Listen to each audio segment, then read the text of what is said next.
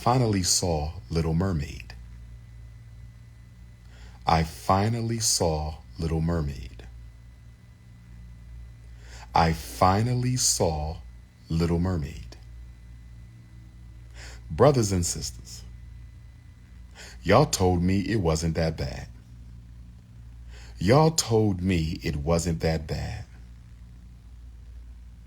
Shout out to Holly Bailey. Much respect to her. My criticism has nothing to do with you, my beautiful African sister. That's my sister. I love her. She did a good job. Keep doing what you're doing. Don't let me catch you with no puppies. Don't let me catch you with no puppies. Don't let me catch you with no puppies. But a couple thoughts on Little Mermaid. First of all, I thought the bunny hopping was a subplot. My major criticism of Little Mermaid, I thought the bunny hopping was a subplot.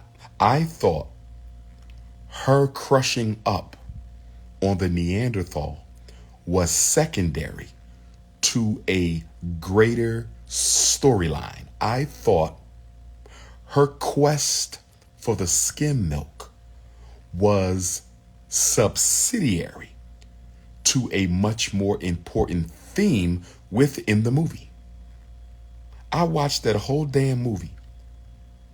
The main theme of the movie, the main plot of the movie, the main storyline of the movie was her thirsting for Neanderthal DNA. That was the main story. That was the whole movie. Y'all didn't tell me that. You integrationist Negroes misled me. Y'all made me think that the bunny hopping was a subplot. Y'all made me think that the bunny hopping was a secondary agenda within the film. That's not true. That's not true. That's not true. The whole movie was about her chasing down and thirsting after the Caucasian. That was the whole movie. The whole damn film. How could you take your daughter to see that? Black fathers, how could you take your daughter to see that? Black mothers, how could you take your daughter to see that? The whole film was nothing but an interracial thirst fest. That was the whole film, brothers and sisters. The whole film. She left the water kingdom. The Little Mermaid abandoned the water kingdom so she could sleep with white flesh. She left. And how did she have a white father? How did she have a white father? But the white boy had a black mother. Somebody help me understand. Help me understand. Help me understand. How did she have a white father, but the white boy had a black mother? He was not mixed race. And the mother was richly melanated. So somebody's going to have to help me understand. How did he have a richly melanated black mother, but he was pure Neanderthal? Can someone help me out? Make it make sense, brothers and sisters. Make it. They had the Asian rapper playing the ghetto bird. They had a ghetto bird in there. Always got to have a little ghetto animal. They always put ghetto animals in the black cartoon movies. They always put ghetto sounding, talking animals in the black cartoon movie. So the bird was ghetto, but she was played by an Asian rapper.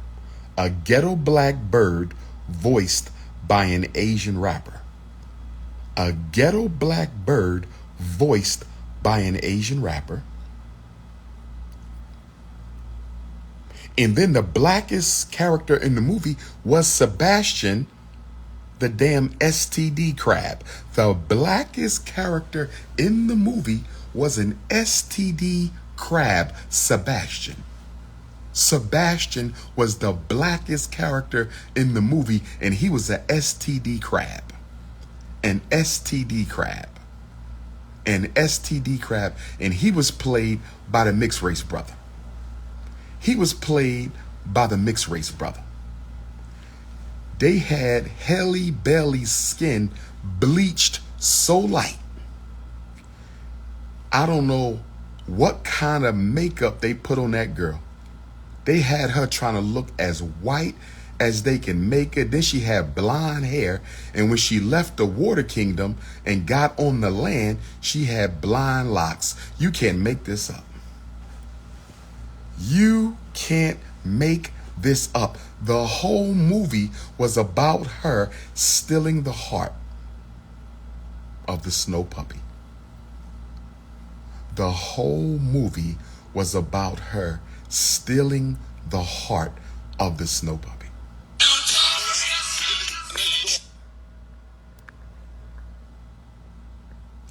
And then they finally kissed at the end. I don't need my daughter watching that. I don't need my daughter watching that. This was a propaganda movie to tap into the imagination of young black girls. This was nothing but Meghan Markle and Prince Harry for children. That's all this was. This was nothing but Meghan Markle and Prince Harry for children. That's all this was. This was nothing more than Meghan Markle and Prince Harry for children, brothers and sisters. The whole movie was about a black girl living in the water, thirsting for a white man on the land. She gave up her gills. She gave up her damn fins. She gave up everything to chase that damn milk of magnesia.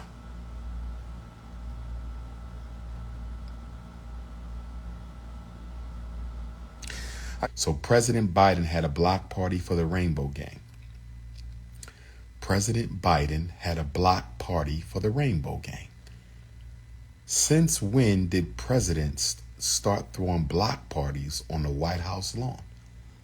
I don't think I've heard of this before. Has anyone ever heard of the President of the United States throwing a block party in front of the White House? Has anyone ever heard of this before? I think the Rainbow Gang is the first movement in American history that had a block party on the White House lawn. Since the president wants to throw block parties, since the president wants to throw block parties, since the president wants to throw block parties, how about a block party for all the families, black families who had relatives murdered by the police? How about a block party for all the African children whose parents been incarcerated? How about a block party for all the black mothers who had their children taken away from them? How about a block party for all the black youth who've been raped and molested in juvenile detention? How about a block party for all the black victims of white racism and brutality? How about a block party for all the homeless black people in America? How about a block party for all the miseducated children in America? How about a block party for all the gentrified Africans in America? Since you want to throw block parties, I want you to understand, overstand, and understand. I got a question for Eric Adams and Brandon Johnson, mayors of New York and Chicago, our two largest black cities. Will you allow New York Africans and Chicago Africans to move homeless blacks in and get paid? Mayor Adams and Mayor Johnson, Negropeans, will you allow black people to move homeless blacks in their homes and get paid?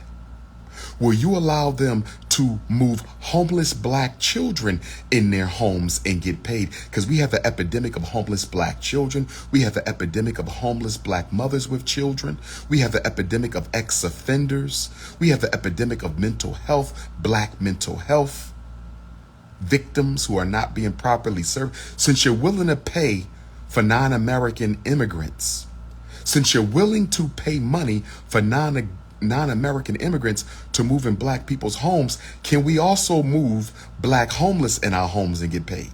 Or are you discriminating against black people for non-Americans? That's the question. Are you discriminating against American Africans for non-American immigrants? So I can get paid if I let the migrants in my house. I can get paid if I let the migrants in my house. I can get paid if I let the migrants in my house, but I won't get paid if I let a homeless black person in my house. I won't get paid if I let a homeless black child in my house. I won't get paid if I let a homeless black elder in my house. So you're not going to pay me to house one of my own, but you'll pay me to house an undocumented immigrant? You'll use my tax dollars to house an undocumented immigrant, but you won't use my tax dollars to let me house a homeless black mother or elder or child? Really? Really? Eric Adams, Brandon Johnson? Really? You got money for undocumented immigrants, no money for black people. I don't understand this. Black youth in New York City are unemployed. How are you paying for undocumented immigrants at 14 New York City hotels? You paying hundreds of thousands of dollars a week for undocumented immigrants to sleep in a hotel when you got black people sleeping on the street? Eric Adams, I need answers, my brother. Are you going to let any of the migrants stay in your beautiful home? Mayor Eric Adams, how many undocumented migrants are living in your large, beautiful home? Mayor Brandon Johnson, because you have to lead by example. I mean, you are the leader of your city, right? You are the leader of your city. Mayor Brandon Johnson, how many undocumented migrants are living in your home? Because I'm sure you have some migrants living in your house. I know you're not telling black people to open their homes to illegals from other countries, and you haven't opened your home. Brandon Johnson, how many migrants are living with you? Eric Adams, Mayor Eric Adams, how many undocumented migrants are living in your house, brother? Can somebody in New York please confirm how many migrants did Mayor Eric Adams open his home to? They want black people to let the migrants in their house so they can get permanent residency privilege and push black people out their own homes. Listen to me, brothers and sisters in New York and Chicago. Listen to me, brothers and sisters in New York and Chicago. They want you to let the migrants in. And once you let the migrants in, they're going to get residence privilege and they'll force you out your own damn house. I'm telling you, this whole $100 a night to let the migrants live in your Chicago home, $100 a night to let the migrants live in your New York City home, the migrants are going to push you out of your house. You're going to get so frustrated. You're going to get so frustrated. You're going to get so frustrated with them breaking your shit, disrespecting you, not cleaning, not doing this, not doing that. You're going to throw up your arms, leave your house, and they're going to own your house. You're going to throw up your arms, leave your house, and they're going to own your house. Once they get a piece of mail, they don't have to leave.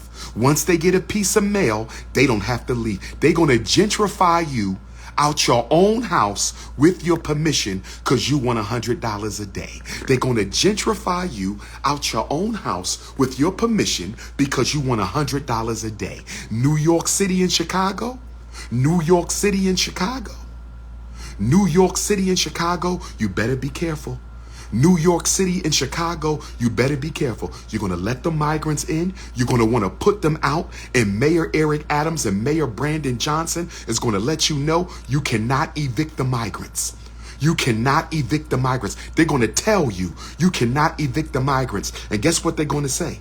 They're going to say the migrants are not citizens and are not subject to American law. They're going to tell you to your face they are not American citizens and therefore they are protected by international human rights law. They're going to tell you they are not citizens of America and therefore they do not have to follow American law. They are protected by human rights law. You cannot put them out your house. You cannot put them out your house. Oh, yes. Oh, yes. And for you raccoons in the black community who don't recognize the significance of the migrant takeover, and to you raccoons in the black community, let me say this for you raccoons. Let me say this to you raccoons. Okay? There's 8,000 migrants in Chicago with hundreds arriving every day. There's over 60,000 migrants in New York with hundreds arriving every day. These migrants are going to repopulate. These migrants are going to repopulate. These migrants are going to repopulate. Planned Parenthood don't control their reproductive system. Planned Parenthood don't control their reproductive system. They not going to Planned Parenthood. They're not going to Planned Parenthood. If you got 8,000 migrants in Chicago right now, okay, 8,000, it's going to be 50,000 in 5 years with the new babies. It's going to be 50,000 in 5 years with the new babies. New York City, you got 50,000 migrants today. It's going to be 250,000 in 5 years. They don't die, they multiply. Oh, yes. This is a setup for the replacement of Black America. This is the setup for the gentrification of Black America. That's right. They're going to get in your house and make babies. Oh, yes. They're going to move into the Black home for $100 a night and make babies. Oh, yes. Oh, yes. And when everybody gets pregnant in your house, you will not be able to put them out. You will not be able to. You can't evict no pregnant woman. They're not going to let you evict no pregnant woman. And you're going to say, I didn't know that you was going to let them have all these babies in my house. That's what you get, Black people, for not understanding, overstanding, and understanding. That's what you get, Black people, for not understanding, understanding, and overstanding that this is a purge. This is a replacement. Joe Biden has a block party for the rainbow. Kamala Harris is working on the anti-Semitism 100 strategy bill. They got the anti-Asian hate. They got the anti-Pacific Islander hate. They got the anti-Native American. They got the feminist thing. They got the Ukrainian money. They got the Afghan money. They got everything except money for Black people, except solutions for Black people. This is a takeover. I only got one question. New York and Chicago, are y'all going to sell out the rest of Black America? New York and Chicago, are y'all going to sell out the rest of Black America? New York and Chicago, are y'all going to sell out the rest of Black America? Because if they take New York, the rest of us is done. If they can take New York and Chicago, we are done. So the question is, will New York stand tall? Will Black New York City stand tall? Will Black Chicago stand tall? Will Black Chicago stand tall? Don't go for the okie doke. You will be evicted from your house and still forced to pay mortgage. You will be evicted from your house and still forced to pay mortgage, and they're going to multiply. Oh, Lord. They know what they're doing. They going to multiply 50,000 right now, 250,000 in 5 years, 500,000 in 7 years, 2 million in 10 years. Oh, yes. Y'all don't see what they doing to us? Y'all don't see what they up to, brothers and sisters? Are you trying to tell me you that politically undereducated? Is your third eye that calcified, New York City Africans?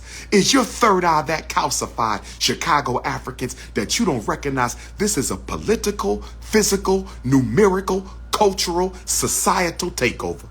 They are trying to destroy the two largest and most significant Black cities in America, the two largest and most significant Black power bases in America. They want to turn New York City into an immigrant town. Oh, yes. Rich whites and poor immigrants. No room for Blacks. They want to turn Chicago into an immigrant town. Rich whites, poor immigrants. No room for Blacks. Oh, yes.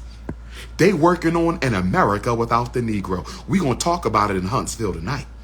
Oh, we're going to talk about it in Huntsville tonight. We're going to talk about it in Newark, New Jersey on Saturday. We're going to talk about it in Newark, New Jersey we're going to talk about it in Patterson on Sunday. We're going to talk about it in Patterson on Sunday. We're going to talk about it in Camden, New Jersey next Sunday. We're going to talk about it in Camden, New Jersey. Brothers and sisters, this is your big brother King Kong Consciousness. I only go live for one reason, to help you understand, overstand, and understand that we are at war. I don't go live to talk about gossip. I go live to educate. I go live to motivate. I go live to invigorate African people. Peace and Pan-Africanism to my continental Africans, my Caribbean Africans, Jamaica. I'ma see you soon. St. Croix, St. Thomas, I'ma see you soon. London, Paris, Brussels, Belgium, I'm coming. Black Canada, I'm coming back with my Black Canada Africans. Toronto and Montreal, we working on Black Canada. I ain't seen y'all since 2012. If you need to reach the Prince, 215-989-9858. And shout out to all my Brocktonian in Boston, Massachusetts Africans who came out last Tuesday. Shout out to my Brocktonian in Boston, Massachusetts Africans who came out last Monday. I enjoyed my Boston family. It was nothing but my Philadelphia family who came out at 23rd and Snyder. My Philly family. I'm with my Alabama family today, my Newark family Saturday, my Patterson Camden family next Sunday, my Williamsport, PA family on Juneteenth. Pull up to Williamsport, PA on Juneteenth. This is the Prince. Peace and Pan-Africanism.